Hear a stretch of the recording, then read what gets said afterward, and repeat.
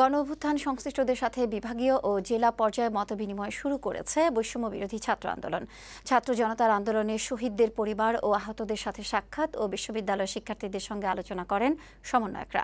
রবিবার মুন্সিগঞ্জে সমন্বয়ক সার্জিস আলম এবং চট্টগ্রামে সমন্বয়ক হাসনাত আবদুল্লাহর নেতৃত্বে প্রতিনিধি দল বিভিন্ন কার্যক্রমে অংশ নেয়। তারা জানান, রাষ্ট্র সংস্কারে শিক্ষার্থী সহ সবার সঙ্গে আলোচনা করা হচ্ছে। সংবাদদাতাদের পাঠানো তথ্যচিত্রে বিস্তারিত জানাচ্ছেন সাজিয়াতুর রহমান। বৈষম্য বিরোধী ছাত্র আন্দোলনের উদ্যোগে বিভাগীয় ও জেলা পর্যায়ে গণঅভ্যুত্থান ঘটানো ছাত্র জনতার সঙ্গে মতবিনিময় শুরু হয়েছে। নতুন কর্মসূচি অনুযায়ী প্রথম দিনে চট্টগ্রাম ও মুন্সিগঞ্জে কার্যক্রমে অংশ নেয় কেন্দ্রীয় সমন্বয়করা। শহীদদের পরিবারের সাথে সাক্ষাৎ করেন তারা এবং দুর্নীতি, চাঁদাবাজি ও সন্ত্রাসের বিরুদ্ধে ছাত্র নাগরিক মতবিনিময় সভায় অংশ নেন।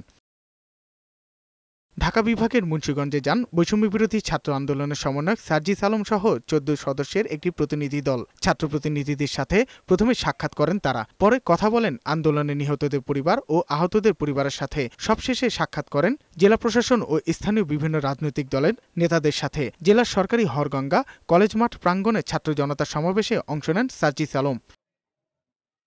আরেক সমন্বয়ক হাসনাত আবদুল্লাহর নেতৃত্বাধীন দল সকালে চট্টগ্রাম বিশ্ববিদ্যালয়ে শিক্ষার্থীদের সঙ্গে মতবিনিময় করে। এই সময় বক্তারা বলেন, যারা ছাত্র জনতার বিজয়কে নস্যাৎ করার ষড়যন্ত্র করছে তাদের ছাড় দেওয়া হবে না। একটি পক্ষ সাম্প্রদায়িক দাঙ্গা তৈরি পায়তারা করছে জানিয়ে সবাইকে প্রতিরোধ গড়ে তোলার আহ্বান জানানো হয়। এই সময় কেমন হবে সেটা ঠিক।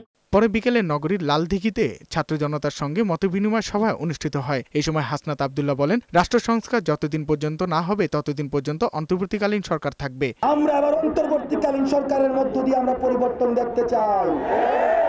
এই পরিবর্তন যখন আসবে, এই পরিবর্তনটিকে ধরে রাখার জন্য নির্বাচন দিয়ে তখন নির্বাচিত সরকারের হাতে দায়িত্ব তুলে দেওয়া হোক।